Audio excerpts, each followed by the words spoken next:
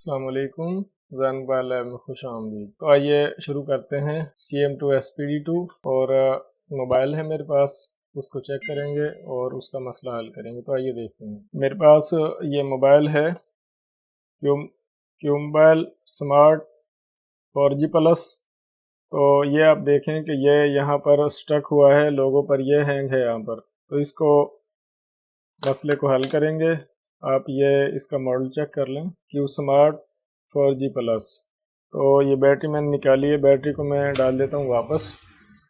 और अब मोबाइल जो है वो बंद हालत में है। तो इस मोबाइल में जो चिप लगी हुई है वो SC9820E है। तो इसको मैंने यहाँ से सेलेक्ट किया और इसमें ये जो फर्स्ट में 512 RS ये आप देख सकते हैं SC9820E। तो इसको ही मैं फर्स्ट में सेलेक्ट कर लेता हूँ। तो इसको मैं पहले आइडेंटिफाई पर क्लिक करूँगा, मोबाइल को कनेक्ट करूँगा। जब इसकी इन्फो यहाँ पर आ जाएगी, आइडेंटिफाई हो जाएगा ये मोबाइल, इस मोबाइल की इन्फो सेटअप रीड कर लेगा। उससे आगे फिर इस मोबाइल को सर्विस करेंगे। तो आइए देखते हैं।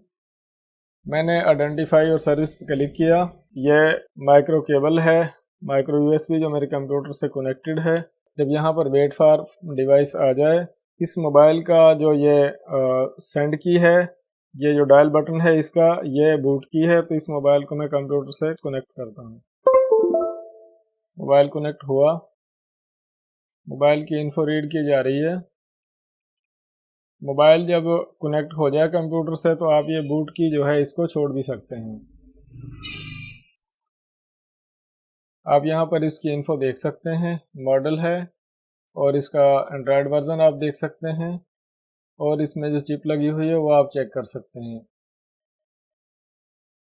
तो यहाँ पर इसकी फुल इन्फो जो है हम देख सकते हैं। तो ऐसा करने के बाद ये इन्फो इस तरह जब ही रीड होगी जब मोबाइल में जो मेन चिप लगी हुई है या जो मोबाइल में eMMC है वो, और जो आपने eMMC यहाँ से सेलेक्ट किया है वो दोनों सेम ही होंगे तो ही इन्फो आ सकती है।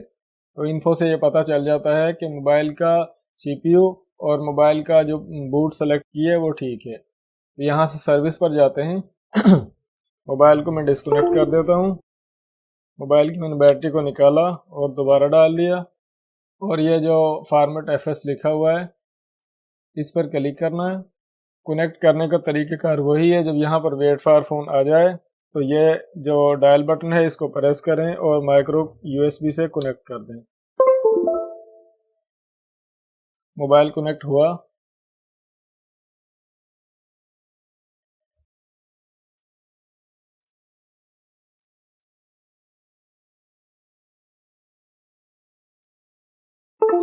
तो आप देखें कि wipe okay user data, wipe okay cache और वाइप ओके FRP।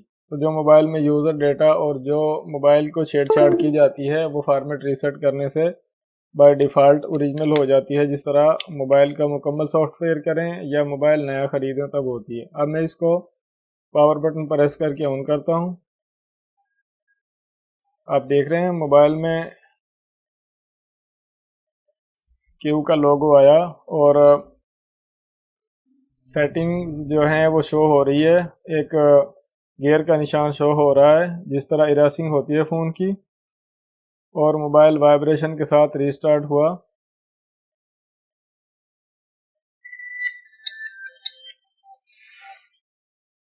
मोबाइल को जब फॉर्मेट रीसेट किया जाए तो फर्स्ट टाइम ऑन होने में कुछ टाइम ज़्यादा लग सकता है।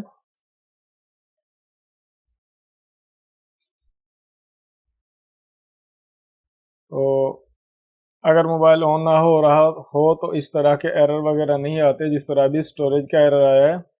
मोबाइल जो है वो आप यहाँ पर देख सकते हैं वेलकम स्क्रीन पर। तो इसको लैंग्वेज सेलेक्ट करें और नेक्स्ट करें, वाईफाई वगैरह स्किप कर दें और एक्सेप्ट करें। तो आप देखें कि मोबाइल जो है वो ऑन हो चुका है और मोबाइल में जो ये एक सेटिंग टूर होता है वो शो हो रहा है। तो आप देखें कि मोबाइल जो है वो ऑन हो चुका है और इसका जो मोबाइल लोगो पर स्टक का जो मसला था वो क्लियर हो चुका है।